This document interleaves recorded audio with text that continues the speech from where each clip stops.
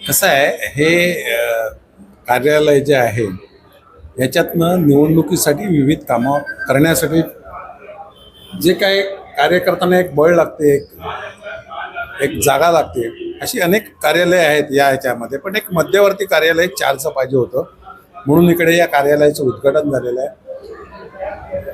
मोठ्या प्रमाणामध्ये इकडे जे कार्यकर्ते आहेत त्यांना काम करण्यासाठी एक सुविधा व्हावी यासाठी सगळ्यांनी इच्छा प्रकट केली की बाबा इकडे काही आमचे कार्यकर्ते आहेत. त्यांनी सांगितलं आमची जागा आहे, आम्ही कार्यालय सुरू करण्याचं ठरवलं त्यांनी.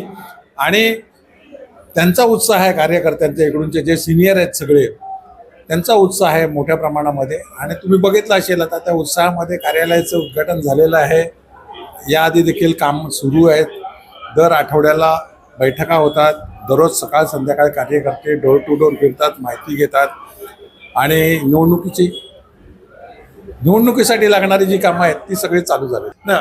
बहुजन विकास आघाडीमध्ये काय अन्य पक्षासारखं उपनेता, नेता, अमुक तमुक असं काही नाही मिळत.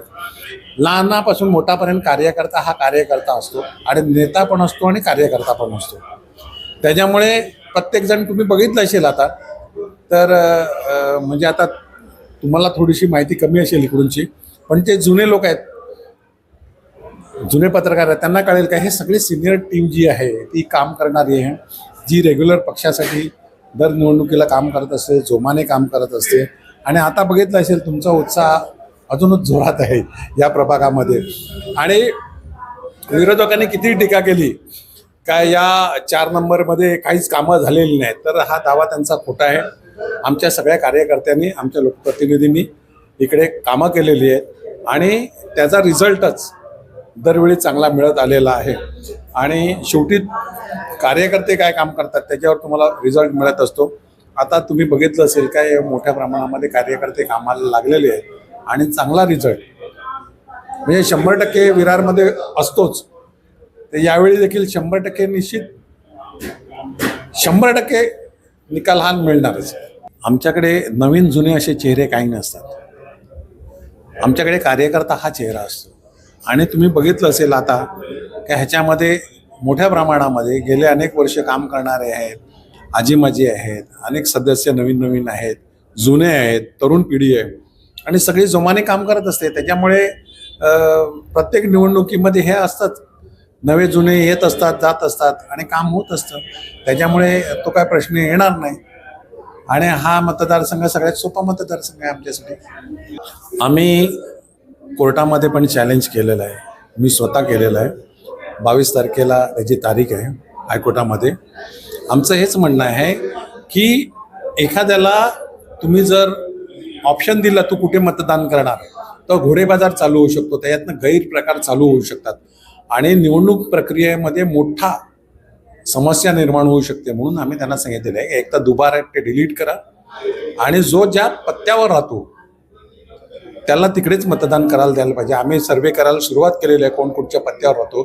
तो जर खोटा बोलून मतदान करायला आला तर मग त्याला योग्य तो कायदेशीर धडा आम्ही शिकवू.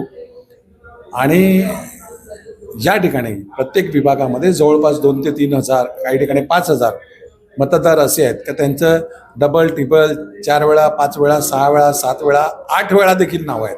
असे देखील काही मतदार आहेत. तर शेवटी प्रशासनाला आम्ही सांगितलेलं आहे, त्यांना डिटेल दिलेली आहे, त्यांनी संपूर्ण लिस्ट दिलेली आहे. त्यांना पण आम्ही सहकार्य करतोय. त्यांचे BLO आहेत ते देखील फिरतात मोठ्या प्रमाणामध्ये. तर त्याच्यातला बराचसा आकडा कमी होण्याची शक्यता आहे. आमचं एवढंच म्हणणं आहे का ऑप्शन त्याला विचारायचं नाही, तो ज्या प्रभागामध्ये राहतो तिकडेच त्याला मतदान करायला दिलं पाहिजे. नाहीतर हा घोडेबाजार चालू होऊ शकतो आणि मोठी समस्या ही मतदान प्रक्रियेमध्ये होऊ शकतं. त्यासाठी वेगवेगळ्या सूचना आहेत त्या आम्ही निवडणूक आयोगाला, महाराष्ट्र राज्य त्यांना केलेले आहेत. बघूया आता रिझल्ट काय तो. बाकी आमची तयारी पूर्ण झालेली आहे, कारण इलेक्शन होईल म्हणून मी स्वतः पिटिशन केलेली होती आणि 22मध्ये त्यांनी निवडणूक आयोगाने सांगितलेलं का आम्ही मतदान घेणार असं एप्रिल-मेचं टायमिंग दिलेलं. पण ते करोना आला, हे झालं ते झालं, त्याच्यामुळे ते राहून गेलं.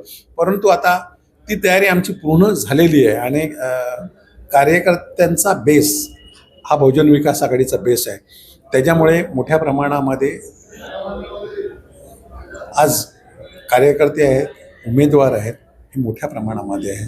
आणि निश्चित तुम्हाला मी परत एकदा सांगतो की बहुजन विकास आघाडी 100% रिझल्ट त्याचे पक्षाने मिळवणारच आहे. पण विरारमध्ये आज आपला जो हा प्रभाग आहे किंवा हा परिसर आहे तर 100% रिझल्ट हा निश्चित मिळणारच आहे.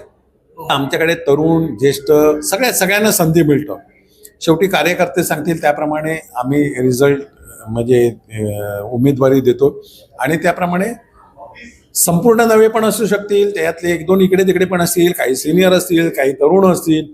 शेवटी या विभागातनं जे कार्यकर्ते सांगतील विभागवार त्याप्रमाणेच त्यांना तिकीट दिलं जाईल.